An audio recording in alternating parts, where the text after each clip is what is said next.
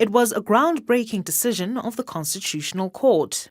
It violates irrationally on the ground of gender, and to the extent that in violation of Section 9(3) of the Constitution, it unfairly discriminates on the ground of gender. In a unanimous judgment, South Africa's apex court afforded men the right to assume their wives' surnames, striking down sections of the Births and Deaths Registration Act that prohibited such action. The court finds that the inability of men to assume their wives' surnames constitutes differentiation. Under the current scheme regulating names in terms of the impugned provisions, spouses are not granted the same freedoms, and this is based on gender alone. This was a right previously denied under the piece of legislation, with the Constitutional Court slapping Parliament with a 2-year deadline to amend the law to give effect to the court's judgment. In a legal showdown spanning nearly 2 decades, the long-running dispute over the Please Call Me invention finally saw a judgment from the country's highest court. But the matter reached finality out of the country's courts, as Telecom giant Vodacom and inventor Nkosana Makade reached an out-of-court settlement in November, drawing a close to litigation that began in 2008 over compensation for the innovative idea. Settlement arrangement is highly confidential. Unfortunately, we're not able to give you the normalized view excluding that. But I think just looking at where we landed at EBITDA minus 5.3%, it is quite clear that it's not a number that is earth-shattering. I think we have put that behind us. In another court, the National Prosecuting Authority is fighting to keep the corruption trial against former President Jacob Zuma and French arms company Thales alive and finally see the light of day. Legal counsel for a frustrated NPA told the Pietermaritzburg High Court that repeated applications for leave to appeal are nothing more than Stalingrad tactics designed to stall the trial indefinitely in a matter that has dragged on for 18 years. But is it in the interests of justice for the trial against Zuma and Thales to continue despite pending appeals? What is now so important to say that the court must find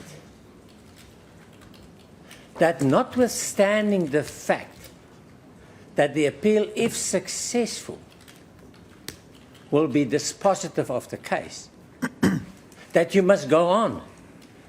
If I may read, I'm not going to repeat the heads of argument, it's there, I'm just highlighting.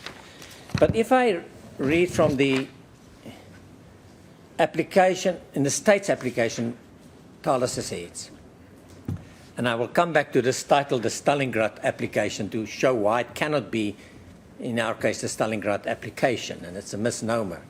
But in the heads, in paragraph 9, we refer to piecemeal appeals. And of course, it's beyond argument that it should be avoided as far as possible, unless it's dispositive.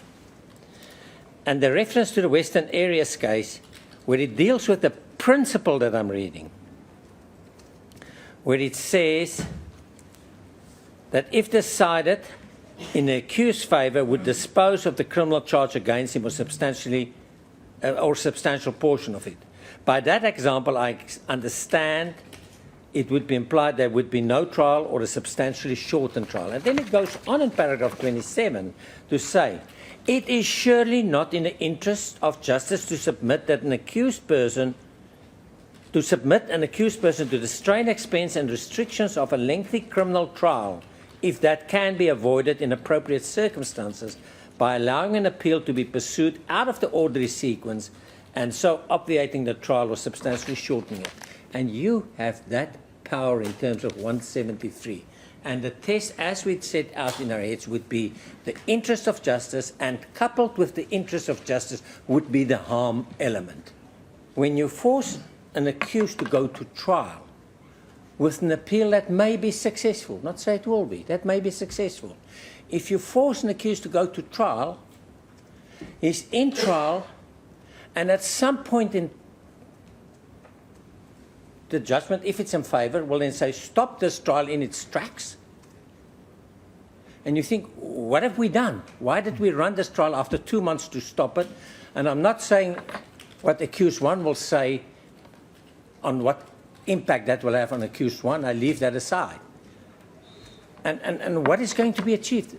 Just plain prejudice that can be avoided. Meanwhile, the Constitutional Court has been seized with another potentially transformative matter: how consent is defined in sexual offences. The matter brought by NGO Embrace Project challenges key provisions of the Sexual Offences Act that allow accused persons to escape conviction by claiming they believed there was consent. The applicants want the Constitutional Court to confirm that the provisions of the statute are invalid. Many victims, many survivors of sexual violence do not fight or flee, but they freeze. That is a recognized reaction. While the court can no longer infer consent from their silence or the passivity, the accused can, because of the way in which these provisions are drafted. And the Act compels the court to treat this as a valid defence. South Africa's courts are not expected to be any different in 2026, with a raft of corruption, criminal and precedent-setting cases bound to dominate chambers, keeping the halls of justice busy. For Newzroom Afrika on Channel 405, I'm Zoleka Kotashe in Johannesburg.